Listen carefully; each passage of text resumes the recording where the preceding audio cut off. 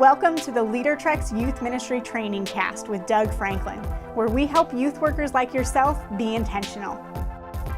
Welcome to the LeaderTreks Youth Ministry Trainingcast. I'm Taryn. And I'm Doug. And today we're talking about one of our favorite things, mission trips. We have been running mission trips for over 25 years. It's how we live, it's how we breathe, it's in our DNA, and we want to share with you some of our best tips for debriefing the summer mission trip. Now, which is so important. Yes. Well, you were going to get to the why probably, but I just want to say, you know, a mission trip is awesome. Going on the trip is really good. Students learn a lot. They build relationships. But listen, if you want the learning to go deep, you debrief. That's just what you do, because the debriefing is where you pull out the nuggets of change in attitude, change in behavior, change in spiritual depth. I mean, it's the debrief is I like to call it the icing on the cake, because the cake is awesome. But really, realistically, if kids just go on trip after trip after trip and they think to themselves, I got to go to the Dominican Republic, or I got to go to Costa Rica, or I got to go to Arizona, or I got to go to fill in the blank, then it becomes all about the location, not about serving God. Oh, absolutely. And I think that when we think about our mission trips, we want our students to serve God, learn an experience where they become dependent upon Him, and where they become reliant on their team, or what also is known as the church. Yes. Their circle of faith.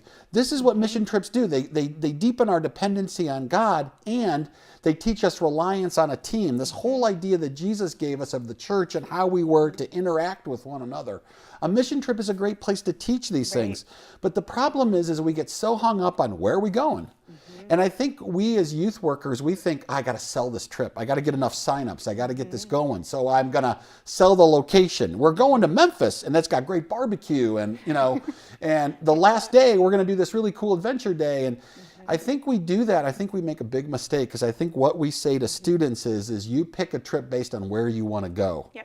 Not you pick a trip because you want to serve. Right. And I think when we really turn our trips away from location to service, to life change, to growing, to developing, then debriefing makes total sense. Like you would totally debrief that experience, right?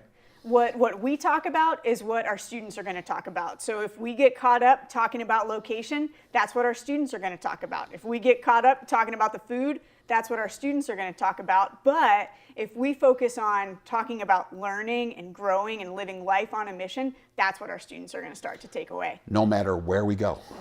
No, we're going, everywhere we go, we're serving. Yes. And I really, that's one thing about mission trips. If I got on a soapbox, it really drives me nuts when we talk about the location, because God is everywhere. God is at work in all of these places, and we're joining Him in this work. So enough about that. All right, go ahead.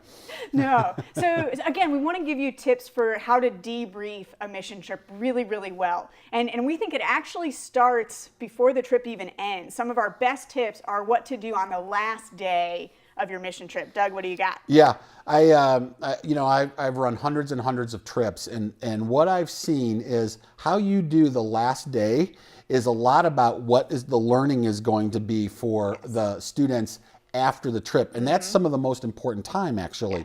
So here's what I think. On the last day, set aside some time to meet with students one-on-one. Now, if you have a small group and you've got a couple of adults, you can all the adults together can meet with one student at a time one-on-one. That can be a spectacular, great, encouraging time. But if you got a lot of kids, you can take the adults and you can give them 5 each, and they can meet with one student at a time for 15 minutes, and you can get through a pretty large group of students in an hour and a half. But in that one-on-one meeting, you want to sit down and you want to say, here are some things I saw God do through you this trip.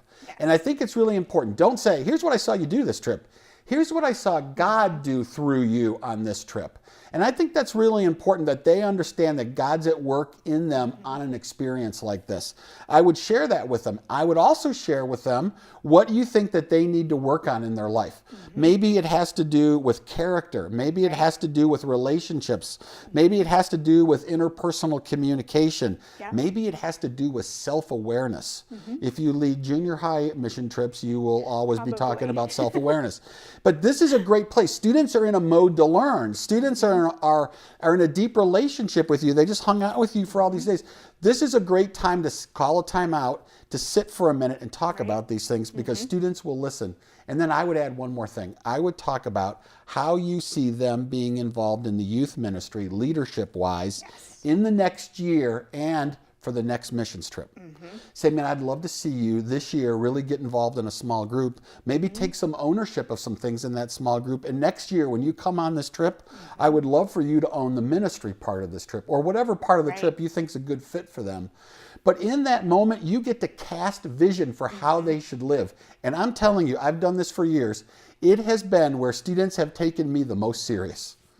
Sitting on that bench or on the ground or on a beach or wherever we are, having this conversation, and I paint a picture of where they could be in leadership and the impact they could be, has been the most effective time I've ever spent in ministry, because that's when a student's heart is wide open. And that can be some of the most powerful time. But listen, there's a lot of pressure to go do something fun or to see some popular attraction in the area, or we've been working all week, let's go to the beach. There's a lot of things that will pull you away. They're all good things, by the way. But the best use of your time could be 15 minutes one-on-one with a student where you tell them how God is working in them. You start to deal with some issues that they need to confront in their life to grow. And you start to paint a picture, cast a vision for where they could go in leadership in the youth ministry. It could be life-changing. And I've seen it be life-changing in so many students' lives. Yeah, I hope you're catching this vision that as a youth worker, our job isn't done. The last day is actually one of the days where we need to be completely focused, completely on. We're not done yet. It's not over yet. And if we breeze past that opportunity, a lot is lost. Yeah, a lot is lost. Yeah. So that's what we're looking at for the last day. How about, Doug, paint a picture of what can we do the first week back from a trip? I know a lot of youth pastors will go on vacation after that week, and that's always a tough one. I mean, that's something you've got to decide. You're taking time away from family and you want to have some concentrated family time. I can understand that. But within a week or two, you want to sit down with students again. You might do it in small groups. If you took a small group, you can sit down with everybody. But you want to start to hear what students are learning after the trip, because they've gotten done telling all the stories about the crazy food they ate and the temperature and the wacky people that they met and all the things that they did. The first missions trip I ever went on was the inner city of Chicago, and I actually slept in a rescue mission. I slept next to a guy who I'm pretty sure had been drinking almost all day, every day. And he used to say to me every night, "Doug, fly or fry, Holy Ghost or roast." I'm never really sure what that meant, but it was so cool to me as a freshman in high school. But this is back when you could do stuff like that. Could you imagine today if we actually had kids sleeping in a rescue mission? We couldn't do that. But I told that story 1,000 times to people because the guy was an amazing individual and so cool. And I've never met anybody like that before. But at some point in time, I needed to move past the experience and I needed to move on to the learning. So I think that it's a really great time within that first 10 to 14 days, sit down with students and begin to take what they experienced and turn it to learning. What did you learn about yourself? What did you learn about God? What did you learn about your identity? What did you learn about your team? How do you want to serve with this team moving forward? A lot of great questions you can be talking about in that time. Oh, absolutely. And we have to come back. We have to be ready to focus right off the bat. How about, Doug, a month or so past the trip? What are some of the debriefing opportunities we have at that stage in the game? I think that this can actually be one of the most powerful times for building your youth ministry. And let me just say a word of warning. A lot of times we come back from missions trip and we got a summer camp we got to do, or we're really concerned about the students that didn't go, so we want to minister to them and pull them in. And we change gears so quickly in ministry today that the mission trip could have seemed like a year ago. But the mission trip had an impact. Students still have it on their hearts. It's still in their DNA at that point. And I think a month after a trip is a great time to sit down and ask students for something. On that missions trip in Memphis, you did a lot of things with the team and you saw God move in powerful ways. And I think that the team trusts you. I would love to challenge you to own a part of the youth ministry, something in ministry you've never done before, and take a step sort of out of the apathy back row and move into the action. Would you be willing to do that? I wouldn't do this the first week after the mission trip, because everything is so fresh and all the relationships are so key. Yes. But I would, a month later, start to ask students for some sort of greater involvement in the youth ministry. And this is how you build a youth group. This is why mission trips have been so important to us over the years. Students grow at really deep levels. They experience amazing things. They see God in a new environment, in a new place, and what he's doing in the world. But also, too, as they come back with a refreshed excitement for the youth ministry. And I think a lot of times, a month after the mission trip, we've basically forgotten it. But I don't think our students have. No. And I think that we can go and we can ask them for things, and they will be in a situation where I think they're going to be as open to this as they've ever been. So a month after the trip, we're asking them to be involved in youth ministry at a much deeper level. And I think that you're going to find a lot of students that are going to really be willing to do that. And that's going to take the learning from the missions trip to a whole new level and a whole new impact inside of your youth ministry at the same time. Right, and speaking of that learning, a month out is also a really prime time spot for accountability. Say we've worked out with our students a week out after the trip some action steps that they want to live out, an application that they've decided on. Maybe it's 2 weeks after, maybe it's 3, maybe it's a month, but to follow up and say, hey, have you been living out what you said you wanted to do? Great opportunity to hold students accountable at that point. Yeah, for sure, for sure.